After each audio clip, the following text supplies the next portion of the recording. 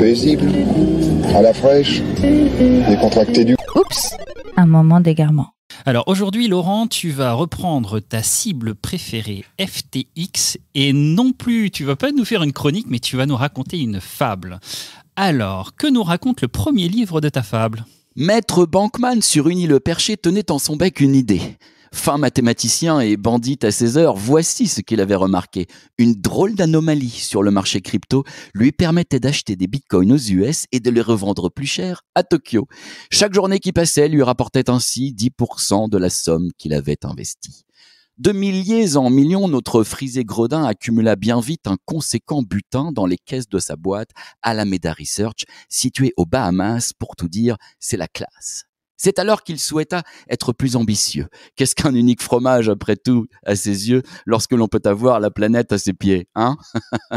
Il décida alors de créer FTX, un site qui permettrait à ses heureux clients d'acheter des cryptos, d'investir massivement et de palper miracles sonnants et trébuchants, plus 10%, 20% et pourquoi pas 2000%.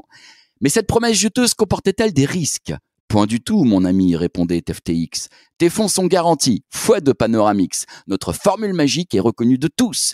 Aie confiance, tu verras comme ta vie sera douce. Notre sorcier travaille sa crédibilité. Au nu, il est porté, il est de toutes les unes. Et des célébrités lui confient leur fortune. C'est un modèle à suivre, millionnaire à 30 ans. Il accueille des convives dans ses appartements pour traiter ses affaires, dépenser son argent. FTX accumule, FTX sponsorise, FTX fait envie, FTX investit, FTX est partout. Et de fil en aiguille, compte millions de clients et devient un géant.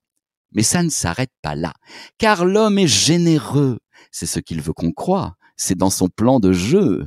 Alors il crée un fonds pour sauver la planète, promet pour le climat des actions concrètes, donne déjà 1 million, enfin c'est ce qu'il dit, à des organisations visant une meilleure vie et prévoit des milliards dans les années qui viennent.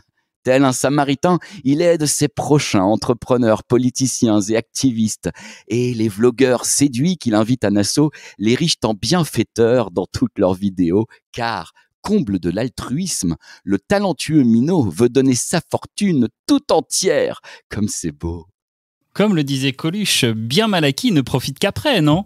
En tout cas, bien hâte d'écouter le second livre de cette fable qui me paraît bien croustillante. Alors que l'entreprise vaut plus de 30 milliards et qu'on le valorise, lui, à quelques 10 milliards, la vie de notre idole s'écroule en quelques heures et devient cas d'école. Je vous conte ce malheur. C'est donc par voie de presse que tout a commencé, lorsqu'un certain Coindesk, à la plume affûtée, révéla, tenez-vous, que les fonds des clients, qu'on appelle leurs sous, s'étaient enfuis au vent. Comment ? Oui, ou plus exactement, que notre Ouistiti les avait convertis en une monnaie de singe. J'épargne vos méninges. Soudainement averti, l'un des investisseurs informa dans un tweet vendre son triste leurre, créant vent de panique chez les petits porteurs qui voulurent à leur tour récupérer leur beurre. Or, cet afflux massif de clients mécontents, exhortant FTX à leur rendre l'argent, posa soudainement le problème suivant. Il n'y avait plus d'argent. Notre génie des maths, cet arracheur de dents, rassura ses clients, mentit publiquement. Dans un premier temps, les dollars étaient là. Ne vous souciez point, très cher, je veille au grain. Mais il ferma les coffres, il en changea les clés, afin que plus personne ne puisse y accéder. Sauf lui, qui siphonnait par porte dérobée afin de rembourser quelques privilégiés. Le reste du trésor, il s'en était servi pour sa poule aux œufs d'or, digne de Charles Ponzi. Les méfaits de notre homme se révélèrent enfin. À chaque journée nouvelle, son lot de gros larcins. Notre apprenti banquier prêtait l'argent des autres. Et plus il en rentrait, plus il en dépensait sur des paris risqués favorables à ses intérêts, communiquant sans cesse la force de son business, la courbe flamboyante de sa monnaie savante, qui perdit toute valeur en seulement quelques heures.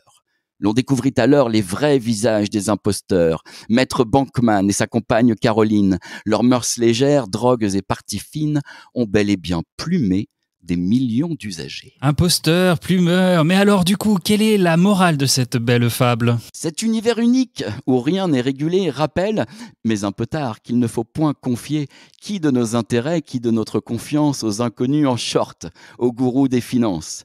Car c'est les larmes aux yeux qu'on lira la nouvelle, l'ultime consolation nous rendra pas l'oseille. C'est sans doute en prison que finira l'escroc, lui qui fut le phénix des hôtes des cryptos. French Tech, esprit critique pour tech éthique. Alors nous voilà de